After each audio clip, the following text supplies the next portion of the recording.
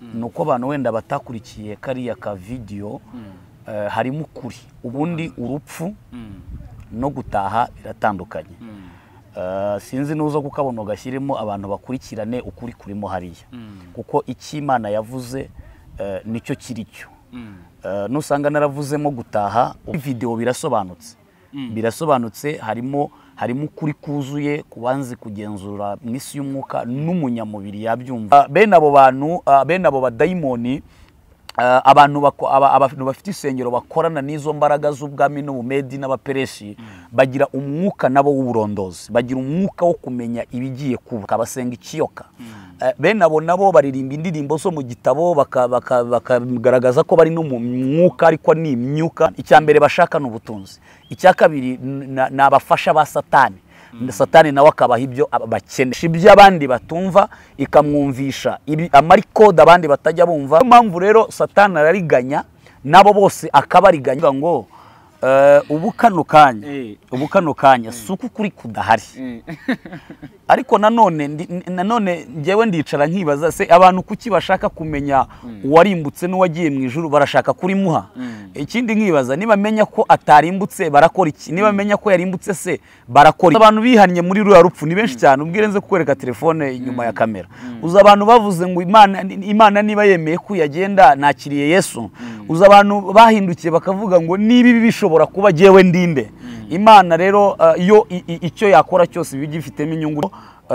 Uyu mugabo babanze bitonde, niba ari matwika zitwika bamureka ahubwo avuge n'abandi, avuge agenda avuga amena amabanga yose uko yakaba. Icyo twavuga ni kimwe, bakurikire video irimo ukuri. Urupfu no gutaha biratandukanye. Ubuhanuzi bwa wahanuye harimo ukuri. Urupfu no gutaha ni ibintu bibiri bitandukanye uko kumeza. Ariko nanone abantu banarebe wenda mbe mbahaye sample ho gatoya. Ubundi inyigisho uyu muvandimwe yatangaga mubona zimeze gute? Izo Pastor Theogene yatanga n'umwaka Imana igomba kugosora kuko hari ibintu Imana yamaze guhaga yarasesemye dore byayigeza ahangaha. Nagira inama abantu rero kuva mu kwa mbere narabivuze ndabitangaza, kuva mu kwa mbere n'ubu ndacyabivuga, niba uzi ko utamba ubwoko bw'Imana ushaka ubutunzi reka nkubwire.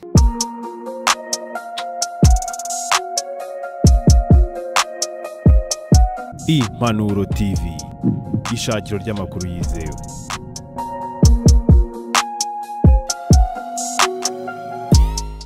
Baze cyane kuri mwese abadukunda, mwese mudukurikira cyane aho muherereye mu mpande enye z'isi. Tubasuhuze kandi tubifurize amahoro y'Imana. Turongeye turagarutse na Rugendo TV n'Impanuro TV, turi kumwe kugira ngo byose bigende neza cyane kandi dukomeze urugendo ruzatugeza mu bwami bw'Imana. Turi kumwe na Apostle Evode. Apostle n'amahoro turashimira nari yaciye imeze. Ni igihe kinini cyane gishize n'amezi asaga muri 11 atambutse ku mbuga nkoranyambaga zigiye zitandukanye humvikanye inkuru. Mbere yaho gatoya habanje ubuhanuzi uyu mukozi w'Imana turi kumwe Pastor Evode cyangwa se Apostle Evode azaniye abantu b'Imana abakunzi b'umusaraba muri rusange bwavugaga ku gutaha. Wenda ari buze kuza kubitubwira mu buryo bwihariye cyane. Nyuma yaho Pastor Theogene rapfa, inkuru nayo iba kimomo cyane iravugwa. Na n'uyu munsi hari byinshi cyane biri kugenda bigwarukaho, hari byinshi cyane biri kugenda bitavugwaho rumwe bitewe n'ibyari byaranatangajwe mbere. Bamwe bavuga ko urupfu rwe hari ukundi kuntu byagenze. Uyu munsi nk'Impanuro TV ndetse n'Urugendo twafashe umwanya dutumira umukozi w'Imana, umuhanuzi w'Imana Apostle Evode, watumwe n'Imana n'ubundi muri ibyo bihe, kugira ngo tuze kuganira. Apostle reka ubanze udushyire imbere y'Imana, udusengera Imana, ubundi wibwira abantu badukurikiye by'umwihariko urinde mu buryo bwawe usanzwe bikora. Yego Imana turagushimiye mu izina rya Yesu, tugushimiye uyu mwanya uduhaye reka umuntu wese udukurikiranye ahabwe imbaraga zawe, ahabwe umugisha muri iki kiganiro. Ibyungura ubwami bwawe aba ari byo bica muri twebwe, duheje imbaraga z'umwanzi Satani mu buryo ubwo ari bwo bwose, dufunze ikirere cy'abadayimoni, dukubise hasi impaka n'ikintu cyose cyakwishyirira hejuru kurwanya kumenya Imana. Muri iki gitondo turaguhamagaye kugira ngo umuyoboro wawe utunyuremo, abo umunyamakuru mbaza n'abazadukurikira bahabwe ubwiza bw'Imana, kandi buri wese yunguke icyo agomba kunguka mu bwami bw'Imana. Urakoze kutangiranye natwe, ukaba uri busozanye natwe, mu izina rya Kristo Yesu, amen. Amen. Imana bahugisha cyane. Mwatangira mwibwira abantu. Bo ngira ngo wabivuze, ni Apostle Evode, ndi umugaragu w'Imana. Hanyuma ndumva ibyo biba bihagije hano ku mbuga nkoranyambaga. Ibindi si iby'imbuga. Ibindi si iby'imbuga nkoranyambaga. No amazina nayo ngayo, Evode Nzayitura iki. Ndi umugaragu w'Imana. Apostle tuguhaye ikaze mu kiganiro cyacu. Ndishimye cyane, murakoze ab'impanuro na Urugendo TV. Yego. Imana ibahe umugisha ko mwadutekerejeho. Amen. Ndibuze kuza kukubaza nanone ni inkuru ndavuga ko iri kugenda igaruka, kandi iyi nkuru ku ruhande rwawe hari byinshi cyane uyiziho, haba mu isi y'umwuka cyane. Ibiri kuvuga uyu munsi ni ibyo mu isi y'umwuka, ariko mu isi y'umwuka niwe wa mbere waje utangaza ibintu twe tutari twanabibona, tutanatekereza ko bizabaho. Ndatangira nkubaza, ubundi mbere yaho uhanura inkuru y'urupfu rwa Pasteur Theogene warabibonye mu buhe buryo? Ese ku ruhande rumwe Pasteur Theogene uyu munsi n'ikibazo gikomeye cyane mu buryo Imana yakoretse kuko yari umugeni wa Kristo, tubwire.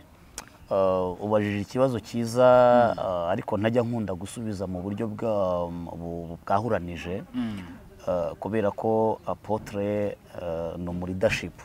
Hanyuma kandi umuyobozi hari igihe cyo kuvuga n'igihe cyo kutavuga bitewe n'impamvu.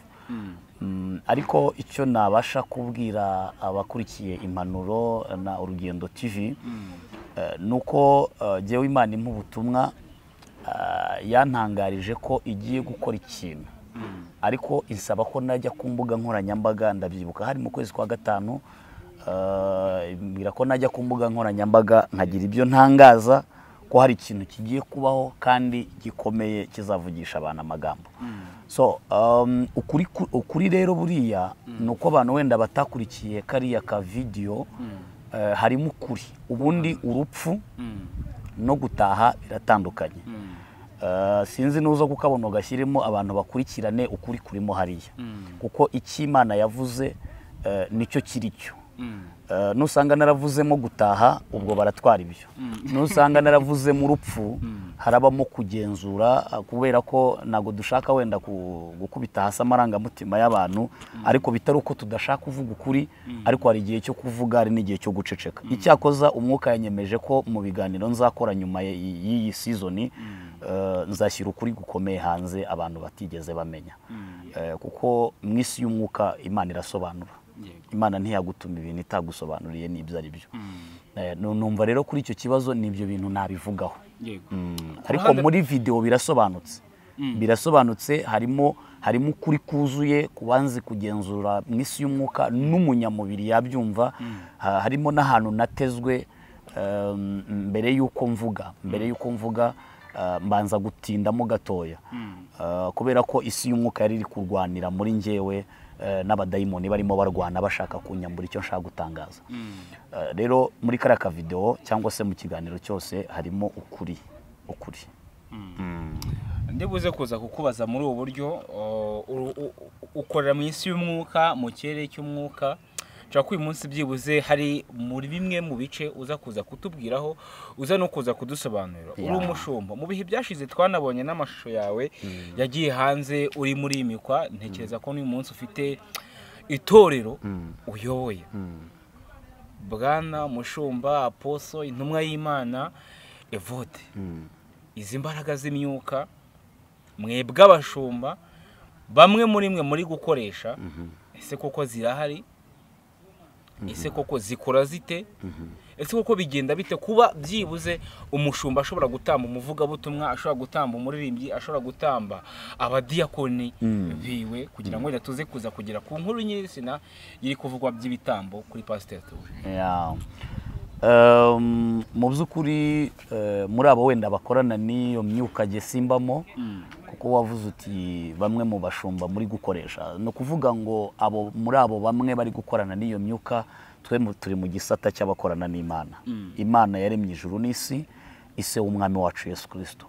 Hanyuma isi y'umyuka mibi rero turavuga kibaho, kandi turabivuga nk'ababihagazeho, nk'ababizi, nk'abarwana nayo buri munsi, twambura abantu Satani, twambura abantu insengero zimwe na zimwe zikorana n'izo mbaraga n'iyo myuka, ndetse hari n'abatinya kubivugaho kubera ko batinya ingaruka zibibamo. Bagatinya kwa bisobanura ko ingaruka nk'izi.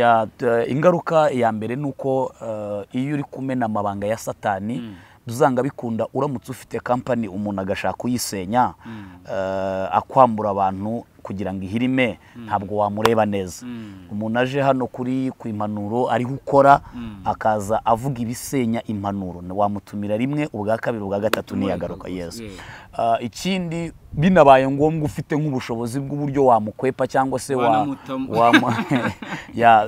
biravuze ngo rero, yego, biravuze ngo rero bano bantu bakorana n'imbaraga za Satani, n'abantu icyambere Satani abaha isi yitwa ubushobozi, ni nacyo baba bagiye gushakamo, kuko mu Mana damuru bisaba kwihangana.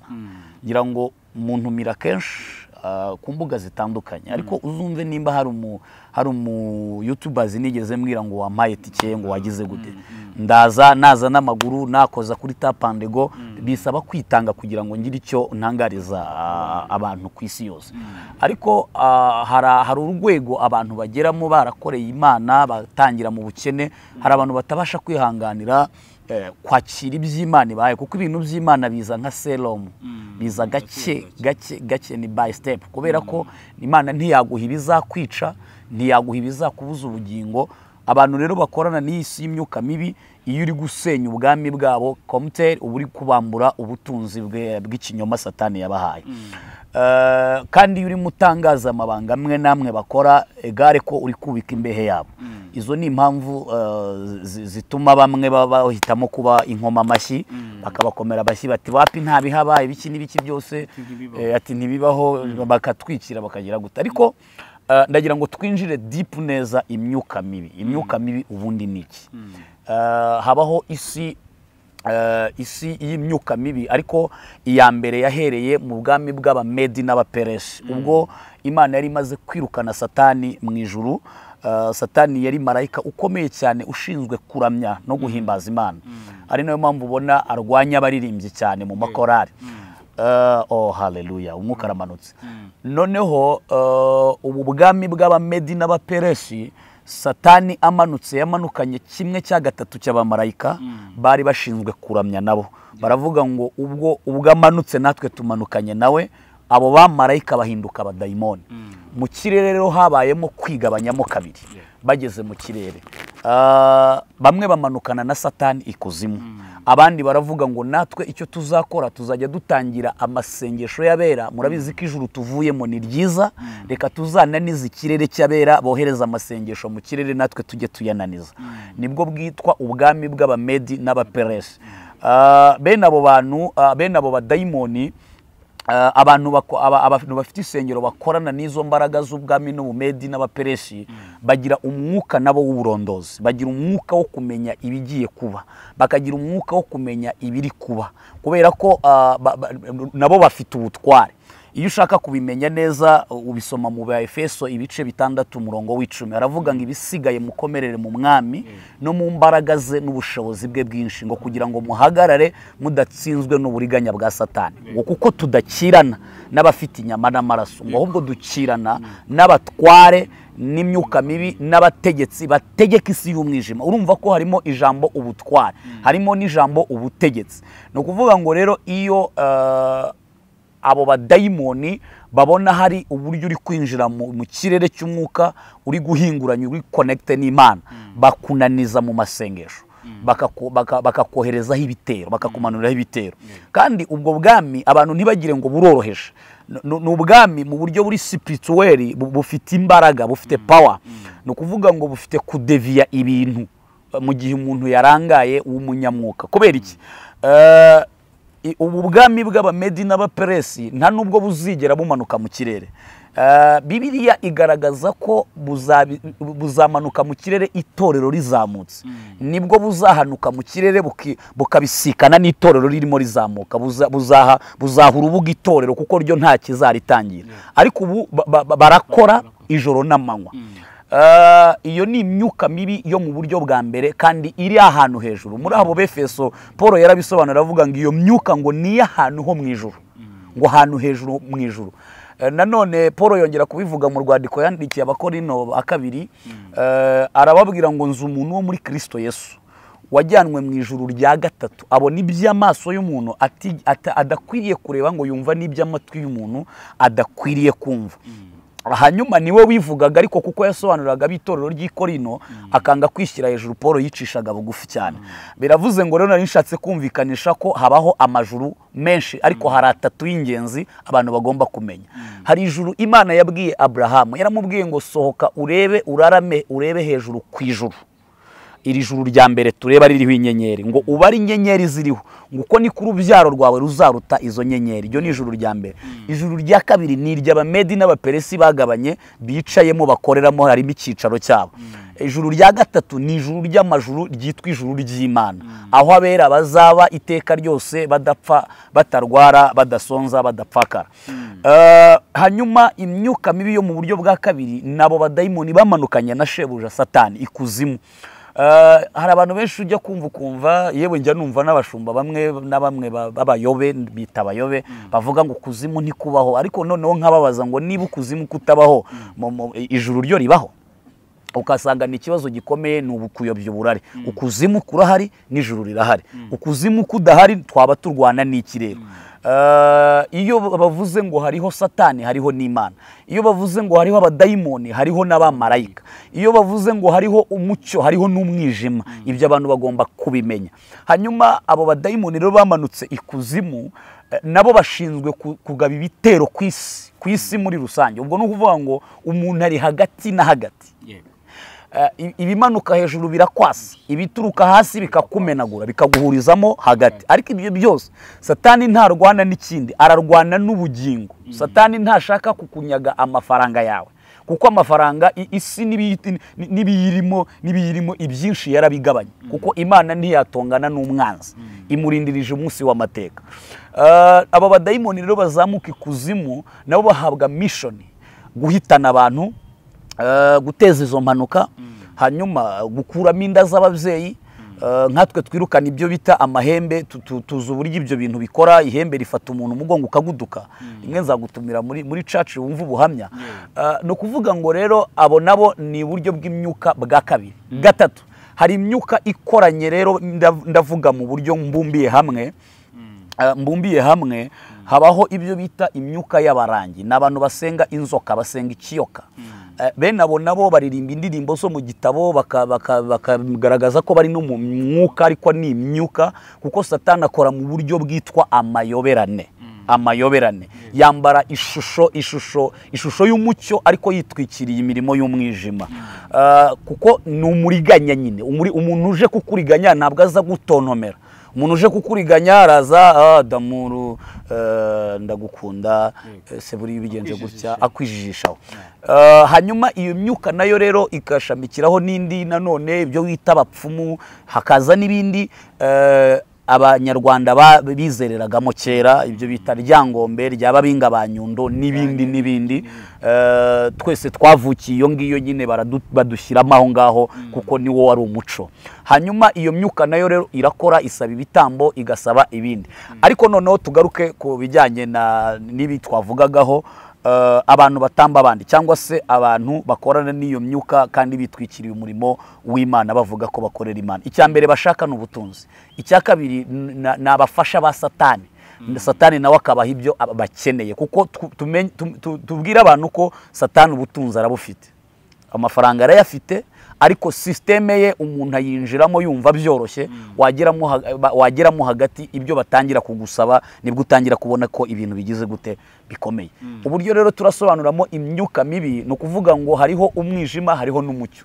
Umuntu yahisemo gukurikira umucyo, Imana iramumurikira ikamumenyesha ibyo abandi batumva, ikamwumvisha amarikode abandi batajya bumva, ikamuyobora inzira y'umucyo. Urabona umuntu ugenda mu mwijima agenda sitara cyangwa akagenda anyerera, ariko umuntu ugenda mu mucyo agenda abona. Urabona iyi nzira yose turayireba, agenda abona hajya. Niyo mpamvu rero Satani arariganya nabo bose akabariganya, akabahendesha ibihendesho by'isi.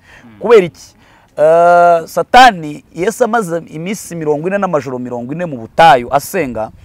Satani yaramubwiye ngo niba uri umwana w'Imana hindurira ibuye umutsima.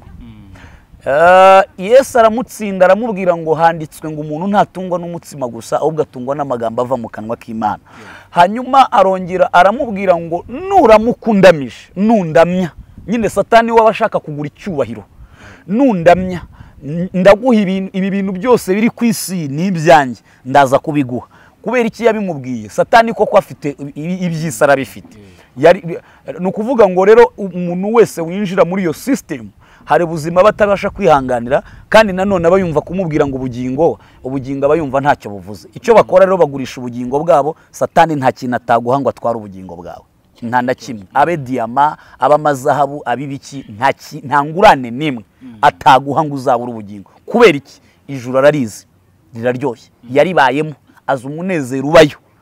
Imana arayizi, ibyo abera bazahembwa bimwe na bimwe yagiye anoshaho gato, azi nyine system abantu bazaba barimo, kandi azi n'uburyo azashya nawe. Urumva ugiye gupfa ntiwabura n'abantu ugenda ukuru uvuga ati wenda dushyane turajya dukomezanya. Arihambira rero kagenda rokirita abantu abazana muri ubwo buryo. Nubwo buryo navugamo imyuka mibi, ariko hejuru y'imbaraga z'imyuka mibi hari imbaraga z'Imana. Yego, ni byiza cyane. Hejuru y'imbaraga z'imyuka mibi hari imbaraga z'Imana. Ni iminsi mikeya ishize kuri social media hagaragaye umugabo niba yaratangaga ubuhamya asobanura neza buryo ki uyu Pastor Theogene wahanuriye urupfu rwe, wahanuye n'urupfu rwe, avuga buryo ki ari mu badayimoni bamwishe bakamuteza impanuka, ndetse n'ikintu gikomeye akaba ari no mu banyweye amaraso ye. Muhanuzi w'Imana, Imana yatumye kuri ibi ngibi.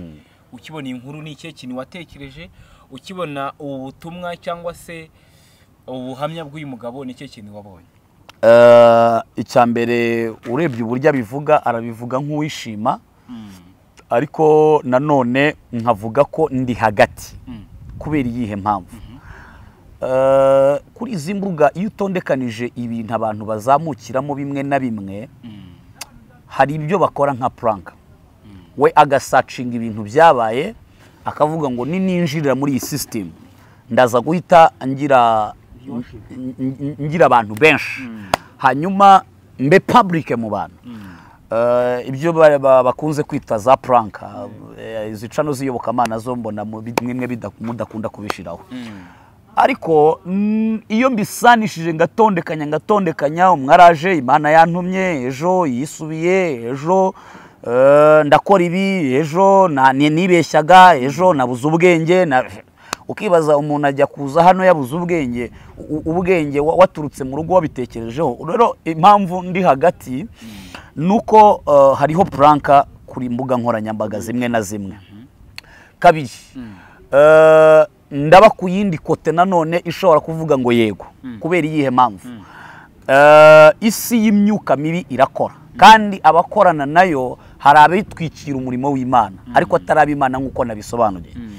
Nukuvuga ngo rero icyo nabonyemo ni kimwe, nuko abantu bakwiriye kubitega igihe. Ikinyoma ntabwo ikinyoma gishobora kwicara ku ntebe imyaka n'imyandiko. Kugira ngo mwagiye mubona ibintu byinshi hano, hari na saga zarangiye kubera ko hari ibintu byari biriho bitwikirije umutaka w'ikinyoma cyane.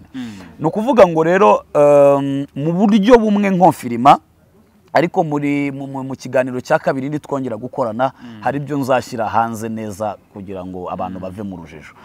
kuko niko umwuka yanyemereye. Ni ukuvuga ngo rero uyu mugabo ntashaka kuza kuvuga n'amazina ye gesina nabikunda. Ashobora kuba ashaka hit cyangwa se gupromotingwa, ariko nanone ashobora kuba ahagaze mu kuri. Kubera iki umuntu yavuga ukuri kuri mu mutima we niko avuga, cyangwa ikinyoma kiri muri we. Iyo ari ikinyoma biramenyekana, niyo ari ukuri tubiteka igihe biramenyekana. Uyu munsi rero kwemeza ibyo umuntu yavuze ngo yari ahari, kuko jewe wenda njya mu mwuka uwo nguwo sinanamubonye, n'abari mu muhitane sinabibonye, nabonye urupfu. No kuvuga ngo rero ngiye kwemeza ngo nibyo cyangwa si byo, nabansa n'ugiye gutabana mu mutego. Hari uryo Imana yakoretse urupfu rwa Pastor Theogene. Ese koko wenda uyu munsi abantu bavuga bati Pastor Theogene yatashye ijuru, kandi niba umuntu aza kuvuga ko yari mu badayimoni cyangwa se abadayimoni aribo banyweye amaraso ye, uyu muntu yararimbutse. Duhe kiriya kuri icyo kintu. Icyo ushaka ko mvuga kandi nzakivuga nagarutse, ni ukuvuga ngo ubu kano kanya si uko ukuri kudahari. Ariko nanone njyewe ndicara nkibaza, se abantu kuki bashaka kumenya uwarimbutse n'uwagiye mu ijuru, barashaka kurimuha? Ikindi nkibaza, niba menya ko atarimbutse barakora iki? Niba menya ko yarimbutse se barakora iki? Ugasanga usibye nyine byabaha isomo, hari ikintu byabigiye. Isomo ryarabaye. Uza abantu bihannye muri ruya rupfu ni benshi cyane. Ubwire nze kukwereka telefone inyuma ya kamera. Uza abantu bavuze ngo Imana niba yemeye ko yagenda nakiriye Yesu. Uza abantu bahindukiye bakavuga ngo niba ibi bishobora kuba jewe ndinde. Imana rero iyo icyo yakora cyose ibigifitemo inyungu, n'icyo yakwemera cyose ibigifitemo inyungu. Ariko abantu bo n'ubundi niyo wabaho kuri bakomeza bakagira. Ariko wenda icyo navuga ni kimwe, nuko uyu mugabo babanze bitonde. Mubanze mwitonde. Ubundi ibintu byose umuntu abanza kubigenzura, ugaceshura. Nabonye n'abavuga ngo nibamufunge. Nta mpamvu yo kumufunga, kuko niba arimo atwika azitwika, niba arimo avuga ukuri nibamureka ahubwo avuge n'abandi. Agenda avuga, amena amabanga yose uko yakabaye. Nugirama umugisha wo kumubona, ariko uzamumbarize. Numvise ngo ni pasiteri aho asengera n'uwamwimitse, nabonye ari n'umusiribateri. Muzamumatira ibibazo cyane, hanyuma mumwinjiremo neza, muzavumburamo, hari ikintu kizavumbukamo muzabona. Wari ugiye kumbwira? Urabona hari ikintu kizavumbuka? Hari ikintu kizavamo, muzabanze muceshure neza. Hari ikintu kizavumbukamo kandi bizagenda neza, niko ndi kubyumva muri ngewe. Hanyuma rero abantu icyakoza icyo twavuga ni kimwe, bakurikire video irimo ukuri. Urupfu no gutaha biratandukanye. Ubuhanuzi wahanuye harimo ukuri. Urupfu no gutaha ni ibintu bibiri bitandukanye. Wowe ugasubiza inyuma ukarebe. Urebe. Batubwiye ati Pastor Theogene dushingiye ku buhanuzi bwawe yagiye mu ijuru, yaratashye cyangwa yarapfuye. Ni ukuvuga ngo nyine karaka video ugashiremo, wumve icyavuze, icyo Imana yavuze. Si igihe wavuze, ni Imana yavuze. Ibyo Imana yavuze, hanyuma nyuma yaho nzaza dutanga ukuri uko kumeza. Ariko nanone abantu banarebe wenda mbe mbahaye sample ho gatoya. Ubundi inyigisho uyu muvandimwe yatangaga, mubona zimeze gute? Izo Pastor Theogene yatanga ibintu bimeze gute? Nyine abantu babona bimeze biti. Nta kintu babona. Abantu babona bimeze bite? No kuvuga ngo rero reka twe kujya mu bintu byinshi, ariko muri part 2 tuzagira ibyo tutangaza. Hari ikintu wavuze gikomeye cyane, avuga ati muri abantu bashobora kuba barinjije gukorana n'imbaraga z'ikibi, bamwe na bamwe babyinjiramo kubivamo bikanga. Abandi bamwe babijyamo, yaza kuvuga ubuhamya nk'ubu ngubu, yaza kuvuga nk'ibi ngibi bifasha abantu, abadayimoni bakabana mugira nabi bakamwica. Yego. Cyangwa se n'ubirimo yashaka kubivamo bakamwica. Ibintu byagenda bite n'ababigiyemo wenda batabizi? Bakurikiye n'iki kiganiro, ni iki tubagira inama, ni iki tubafasha, ababo babirimo ni iki tubabwira?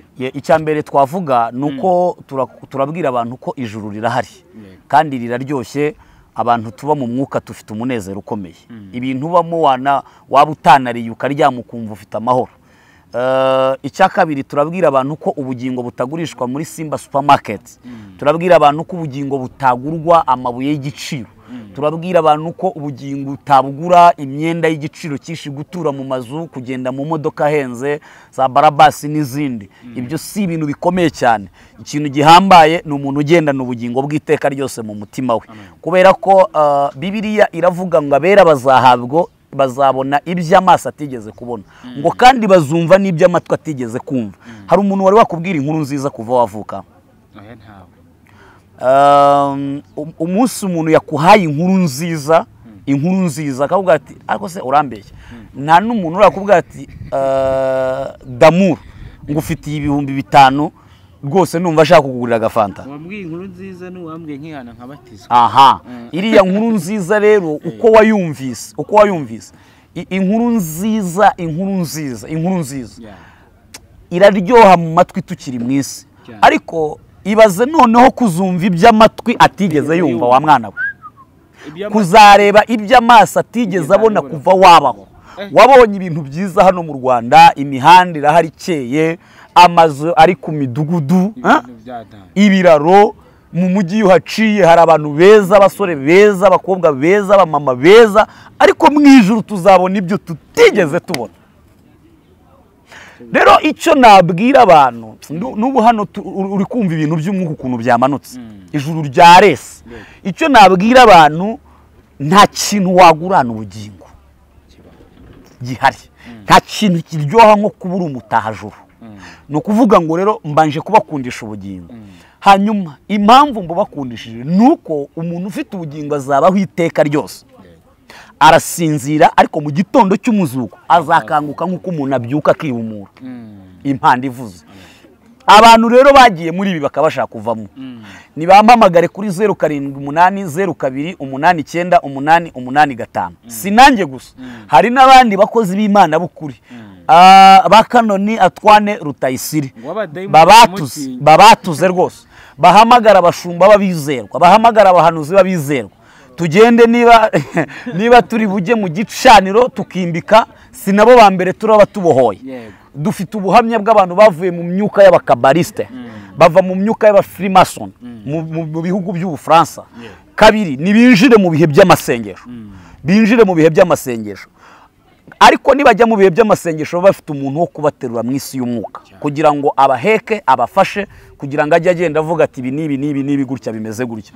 Hanyuma iyo ni inama ya mbere. Inama ya kabiri, nibizere uwapfuye akazuka, bamwakire mu mitima yabo, bikingirane, ubundi batogote mu bihe byo gusenga no gusoma ijambo ry'Imana. Baraza kuguranirwa, Imana ibaguranire, ibakuremo imyuka mibi, ibaho ubugingo bw'iteka. Kuba bitirirwa izina ry'Imana rero babatambi, mbahaye message ikomeye. Kuva mu kwa mbere narayitangaga, kuva mu kwa mbere n'umwaka Imana igomba kugosora, kuko hari ibintu Imana yamaze guhaga, yarasesemye, dore byayigeza ahangaha. Nagira inama abantu rero, kuva mu kwa mbere narabivuze ndabitangaza, kuva mu kwa mbere n'ubu ndacyabivuga. Niba uzi ko utamba ubwoko bw'Imana, ushaka ubutunzi, reka nkubwire ingaruka ya Satani azaguha urupfu, azaguha umwanda. Ibi bintu ndagira ngo mbatangarize ko bisoza bakwishe, bisoza nabi, bisoza bakwambuye ibyawe, bisoza ushaka kubisohokamo ntibigukundire. Bibaye byiza abantu bitwa abashumba bo, nta muntu uzitirirwa izina, uzakorana n'izi mbaraga bizagwa amahoro. Ubu ufite amatiriyari, ubu ufite amabiliyoni, ntacyo bizatanga, ntacyo bizamara. Iyo ihamagaye umuntu ntarara ku isi, iyo ivuze ngo baho ubaho, iyo ivuze ngo pfa urapfa. Kandi uyu mwaka nabwo mwitegura ibintu bikomeye, mwitegura ibintu bikomeye ku bantu bakorana n'izi mbaraga. Mubyitegure, mwitegure inkuru mbi ku buzima bwanyu, mwitegure kwinjira no mu mpfu niba bishoboka, kubera ko ntabwo ari twe twica abantu, ariko iyo dukorana nayo ishyira kuzima igakurayo, irica kandi igakiza. Kuko Imana irahaze, irarambiwe, abantu barashaka kwezwa, ariko babuze aho bahagarara, rero Imana igiye kuvana abantu mu rungabangabo. Nicyo kintu numva nagiraho inama abantu. ariko kandi nanone hari n'ababikeneye, icyo gisata cy'ababikeneye nabyo go ahead. Iherezo ni umuriro w'iteka ryose. Oya, barahari benshi, barahari nabo babikeneye, bavuga bati muturangire aho biba, muturangire uko bimeze, go ahead. Ariko iyo nzira ngari ni inzira izabaganisha mu kurimbuka by'iteka ryose. Ariko Damu, wari wakandagira mu gishirira bigucitseho gatoya, igishirira neza kagakoraho gatoya cyangwa kagagusimbukiraho agashaje, wumva ukuntu byumvira bene ahangaha. Ibaze kuzababazwa iteka rero, kuzashyite ntago abantu bazashya umunsi umwe, ni iteka ryose, ni ukubabara iteka ryose. Abera bazanezerwa iteka, n'abarimbuka bazashya iteka ryose, ngo hazaba ari umuborogo utarigeze kubaho. Iyo usomye Ibyahishuwe 16 haravuga ngo marayika wa gatatu ku murongo wa 4 ngo marayika wa gatatu asuka urwabya mu nzuzi n'imigezi n'amasoko, nabyo biba amaraso. Ngo aravuga ngo wawera we, ngibyo amategeko n'amateka yawe n'iby'ukuri, ngo bavushije amaraso y'abera, ngo nabo bahaye amaraso ngo abariyo. Hazabaho ibyago 7 n'inzabya 7 n'abamarayika 7 bazasuka umujinya w'Imana mu isi itaragera ku iherezo. Abantu babanze gusogongera urumva si ukunywa, ni ugusogongeraho gato cyane.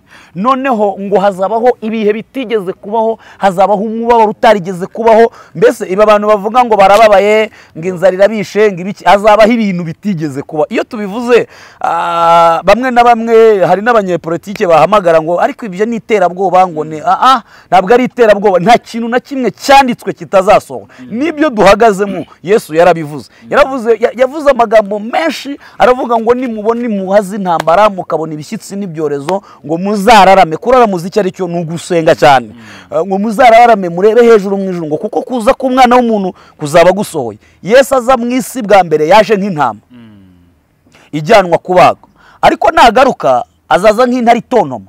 Azaza abami b'isi, ibikomangoma, abakomeye, aboroheje, bose bazubarara, bazavuza induru, iminyo bizagarura abantu bari kuyinjiramo, amazi azaruka abantu. Hazabaho ibihe bitigeze kubaho. Kandi umuntu ubihakana arebere ku mutingito. Umutingito si Amerika iwuteza, umutingito si Uburusiya buwuteza. Ujya kubona ukabona aha turi haratigise, isi iratigise. Abantu bazatungurwa rero.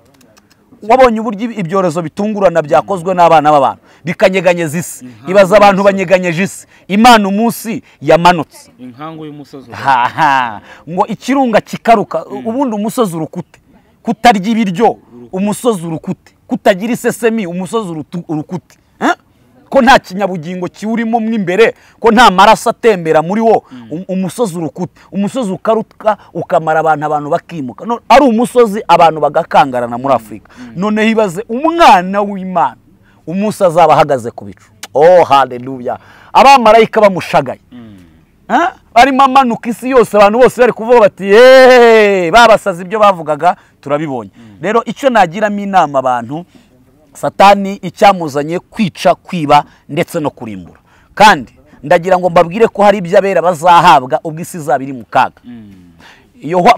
Yohana, Ibyahishuwe Yohana ibice 2 umurongo wa 17 aravuga ngo ufite ugutwi niyumva iby'umwuka abwira amatorero, ngo unesha nzamuha kuri mano yahishwe, nzamuha n'ibuye ryera ryanditsweho izina rishya ritazwi n'umuntu wese keretse urihabwa. Icyo gihe abera rero Kristo azaba yabubakiye mu kirere ahantu bazaba bari gupimirwa imirimo, abahanagura amarira ku maso. Ni ukuvuga ngo abarira none bazahozwa, abababaye none bazanezerwa. Niyo mpamvu Yesu yagiye aca amarenga menshi akagenda avuga ngo ubugingo buruta amafaranga, ubugingo buruta ibyo kurya. Muri Matayo agenda ababwira ngo ubugingo buruta imyambaro mwabafite kwizera gukemwe. Kubera iki? Ubugingo subwo wabugurana iki? Subwo wabugurana iki? Sinzi n'ibintu abantu baba bashaka. Ngewe nyimara gufatisha ikintu cyitwa umwuka w'Imana, numvise ibihe bidasanzwe muri nge, nari narazezengeye. Uzi ko umuntu apfa ahagaze, ariko iyo umaze kwakira Kristo ukakira ubugingo bitari ibyo kubeshya beshya, Yesu arakuryohera kurenza siki. Sinabona icyo mbigereranya nacyo. Rero icyo nabwira abantu nuko basohoka muri izo mbaraga bakicomeka muri Kristo Yesu. Muri duke Yesu agwa cyangwa se byinshi bigira umusaruro. Dusa nk'abagana ku musozi, inama nkawe nk'umushumba ushaka kugira n'umugabo wazanye iby'inkuru, niba ari ubuhamya yatangaga wenda ngo bifashe abandi, nihe nama umugira n'ababikurikira n'ababyumva uyu munsi bikabatera kwibaza byinshi, nihe nama bagira? icya mbere inama namugira ni uko mu bintu ari kuvuga nashyiremo ubuhanga bw'Imana n'ubwenge niba buhari, hanyuma niba ntabwo navuge ibintu ariko abishyize mu maseri atahuranya, agende by step, abanza agaragaze ibimenyetso abantu bakorana n'ibi bagira gutya, atirukanka kuri ari kwirukanka, aza atanga ibintu 20 bigaragaza abantu bakorana n'izo mbaraga, agaruka atanga ibintu 10 bigaragaza abantu bamaze kuzinjiramo batamba n'abantu, agaragaze n'abatambwe uko biba bimeze, kugira ngo abantu babashe gusobanukirwa. Noneho icya kabiri, niba ari kubeshya nahagarike ubugoryi, turabuhaze hano kuri social media. Niba ari kubeshya nahagarike ibyo bintu bikiri mu maguru mashya, kuko niba ari ukubeshya hari umuntu ushaka kuvuga ngo none se mwebwe mwagiye mw'isi y'umwuka mukamenya niba ari kubeshya. Turimo turabagira inama, twebwe ibyo tuzi turabizi kandi ukuri kose ni kuvugwa. Niba ari kubeshya nahagarike gucanganyukisha abantu bafite ibibazo byinshi bitandukanye. Niba ari komedi, hari amafilime menshi y'amakomedi, agende bamuhe season akine mu makomedi, ariko mu by'Imana ntibakinamo komedi. Icya kabiri, niba ari kuvuga ukuri nakomerezaho, turamushyigikiye nk'abatambyi, nakomeza amena amabanga ya Satani, noneho nyuma no mu gikari azagenda agaragaza abantu bagenda bakorana nabyo, kugira ngo natwe tubone uko dukomeza gukora umurimo w'Imana, tugenda dukura abantu kuri Satani tubazana ku Mana. Numva ariyo nama navuga kuba mukurikira. Rero nibitonde, ni ukugenda gakeya. Iyo umuntu avuze ko avuye ikuzimu, urabanza ukumva, ugasenga, ukagenzuza ubwenge bw'Imana, kuko Imana inabutanga. Kuba Uwiteka nibwo bwenge, kandi kuva mu byaniko kujijuka. Abantu rero baha Kristo ni intiti cyane, bagenzuza umwuka ndetse n'umubiri, kandi nabyo biraza gushoboka. Baramenya uruhande bagomba guhagarara, ariko nta n'urundi ruhande. Abantu nibajye kuri Kristo Yesu, nta kindi. Apostle, reka tugushimire cyane, ariko dusoze ikiganiro cyacu n'isengesho. Ubundi nimero ntizere ko bazumvishe, niba utanazumvishe zirebaho hejuru zanditse ku kiganiro. Ni Pastor Evode, Apostle Evode. Ushobora kumuvugisha, ushobora kumuhamagara, mukaganira, mugasengana mu buryo bugiye butandukanye, mu buryo bugufasha, bushobora kugufasha kuruhura umutima, ukeneye inama, wumva umutima wawe uremerewe. Arahari, yahamagawe n'Imana kugira ngo abane namwe muri ibyo bihe. Apostle, reka dusoze isengesho, niba ariko na nimero waza kongera ukazibabwira kugira ngo bidufashe neza cyane. Reka dusengera abantu b'Imana, kandi turabashimiye Urugendo TV, turabashimiye Impanuro TV n'abakunzi b'iyo miryango yose uko ari 2. Mwakoze cyane kudukurikirana. Imana ibahe umugisha. Mana, urakoze kuko ubanye natwe muri iki kiganiro. Nari nakuraritse ngo uhagararane natwe, abo umunyamakuru yambajije ibibazo by'ubuhanga biri mu mwuka wawe, kandi twasubije uko utuyoboye. Izina ryawe nirihabwe icyubahiro. Urakoze rero kubw'iki kiganiro cyiza uhaye abatuye isi bose, buri wese atoremo ibi byamugirira umumaro, mu izina rya Kristo Yesu. Imirimo yawe ikomeze kugaragara kuri izi mbuga nkoranyambaga. Mana, turashinganisha aya macano avuga iyobokamana kugira ngo arindwe nawe. Ukuboko kwawe kwiza kuyabeho, uyagure kandi uyamenyekanishe. Tubisabye twizeye kubw'Umwami wacu Yesu Kristo. Amen. Ni 078 02 89 885. Imana iguhe umugisha, wakoze kubana natwe. Shalom.